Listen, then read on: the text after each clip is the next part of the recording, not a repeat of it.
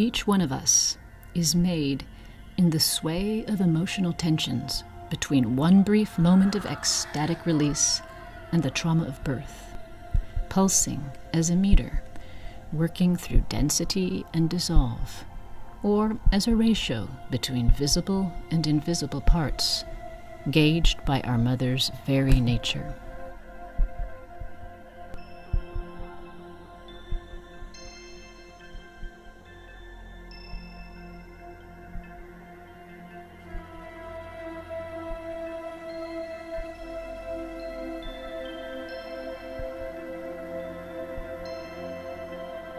The bat's world is a dark sea of sound waves, ebbing and flowing against a boundary. The bat navigates through its own frequencies, sending out sounds and waiting to hear their return, as an echo. The spatial density and physical limits of its world are functions of its trembling presence, pulsating in short bursts.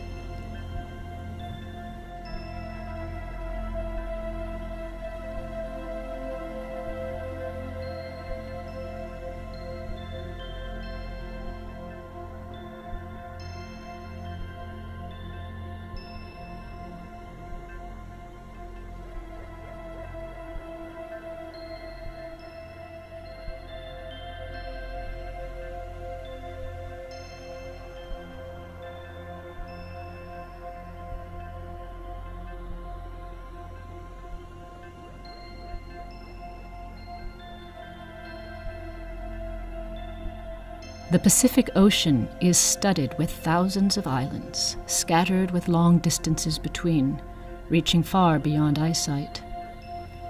So we listen our way to them, guided by sounds of the wind, bird songs, and the ocean depth below that is perceived by rhythms of the current flow, lapping against the sides of the canoe. These point the way, all pieces of a moving scene, each a proportion of the total distance from shore.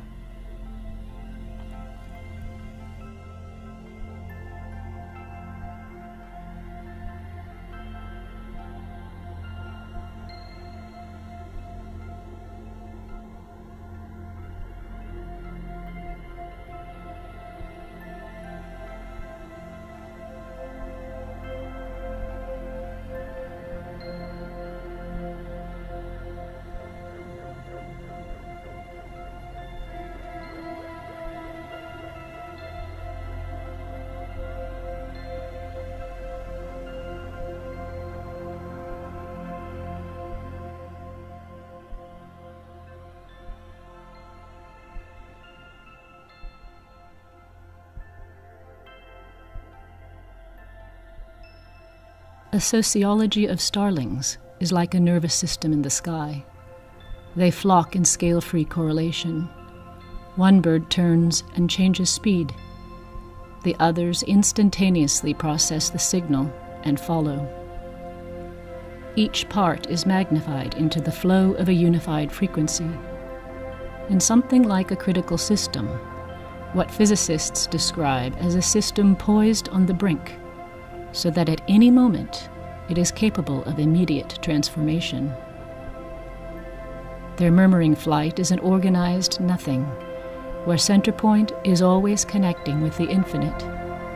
For this is nature, the cosmic tempo pulsing in matter.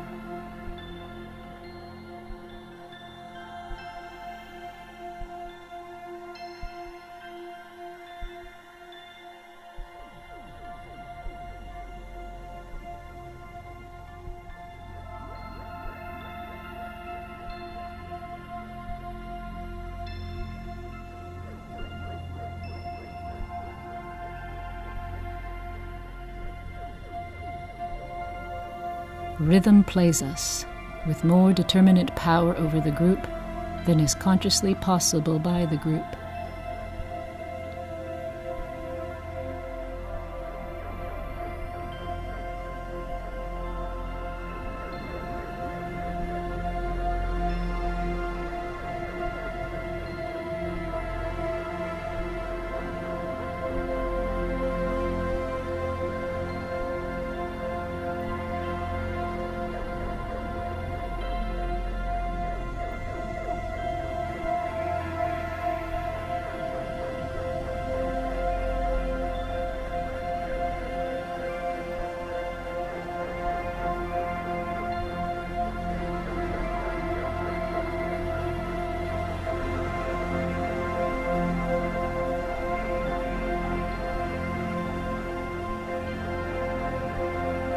The seed pushes downward and upward, roots and leaves, into earth and sky, ever morphing its shape and function. A practiced plant observer is sensitive to dynamic change and can anticipate the sequential phases of plant growth. She can precisely picture the plant's forthcoming stages, from soft, round cotyledons into a new set of leaves with more definition, to the budding phase and onto the fruit. Each stage a document of frozen movement, or tonal force resounding a mathematical body. In order to identify a plant, Johann von Goethe, the 18th century humanist and naturalist, realized we cannot be so concerned with what the plant looks like, but rather identify the plant's rhythm in its transformation from one structural phase to another. The plant grows in procession. As we observe it transform, we pattern our awareness of what it is. The observation of nature in its cyclical changes guides the observer from external gazing into an internal experience of its formative forces.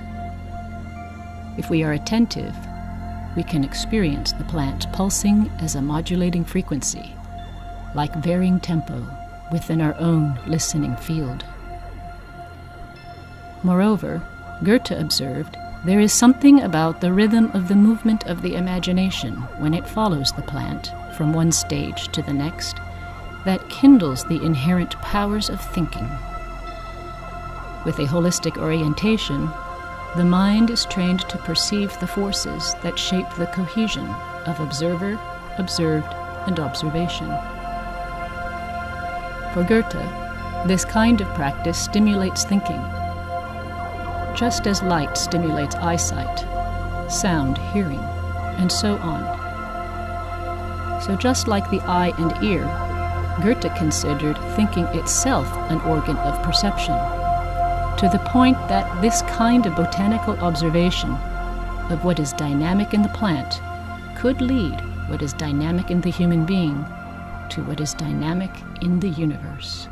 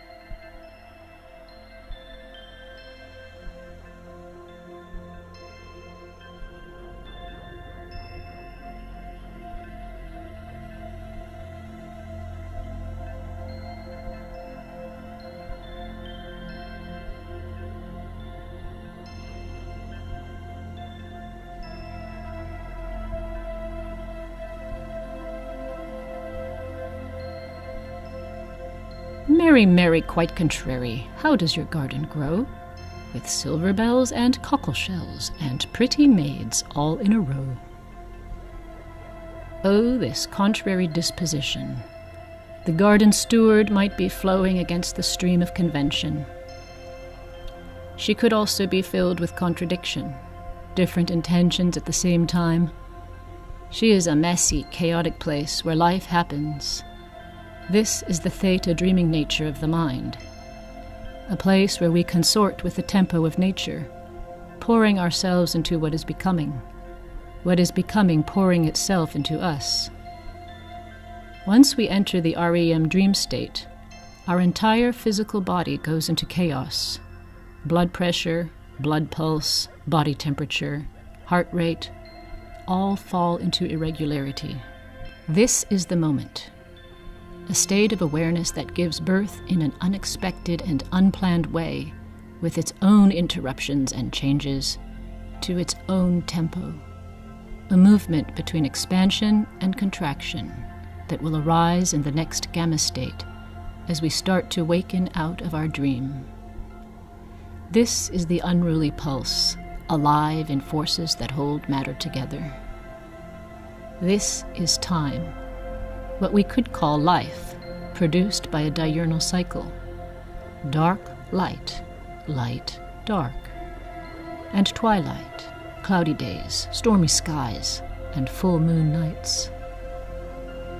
Here, in the theta make-believe state, time appears as a subjective experience of being, where the mesmerized feeling of pure affinity, like being drawn into love, a world of wonder that shows us how time itself is being, and all being is time.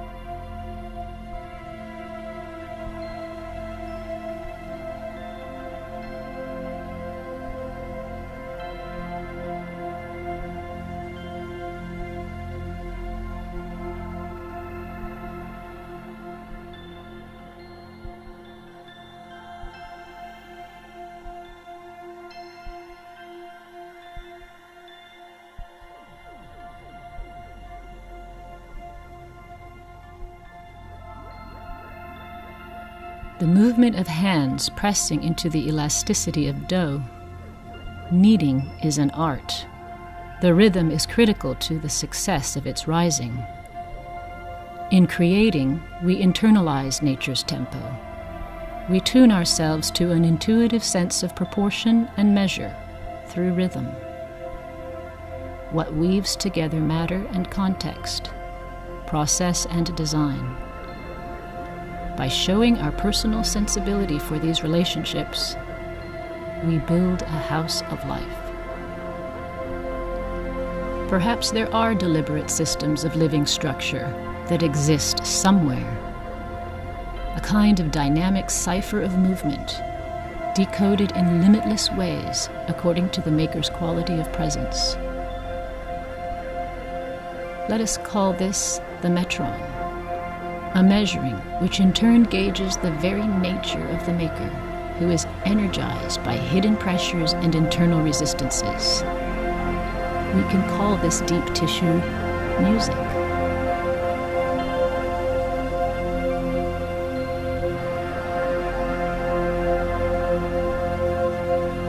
Ultimately, the Metron is music as it appears to us through intricate ratios, entangling the artist, the medium, and the context. For music is a cymatic event, It is everything that happens.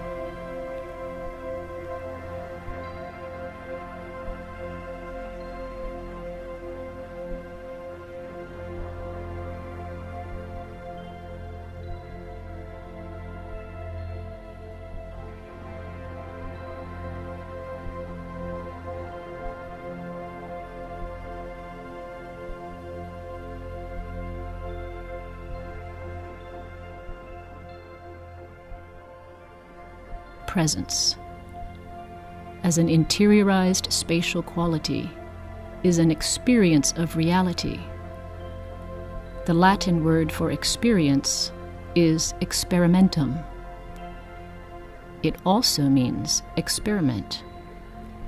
Thus, presence is also a kind of experiment with reality. As we engage with building a house of life, we shift in our experience of time from a quantity to an inner quality, and in our experience of space from a three-dimensional reality to an inward experiment on a field of tension that is the agent of the acute energy of time. At its most basic unit, the pendulum is always swinging. This spaceless experiment is our interior life, what some might call soul. We release the acute energy of it out into the external world like an exhale, galvanizing the surfaces of everything tangible that lies before us. We follow it with our senses and bring it back in as an inhale, perceiving on breath that exists in rhythm. Even our language is built into this swing, and our speech reflects it clearly. The ancient Greeks called this rhythmic quality of the spoken word Metron. The Romans called it meditor, a poetic cadence which also meant to meditate. The poetic experience is a kind of meditation or presence that moves attention in tempo with the soul, to hear the Metron. As we learn to listen to this music, we hear what establishes a connection between human and time. This is the Metron, steering insofar as we can endure the greater dimension, what covers the distance between our current necessity and the mystery of provenience. For the invisible preserves its presence in what is familiar, ourselves measured against where we came from, spanning and returning. St. Petersburg, Florida, July 2015.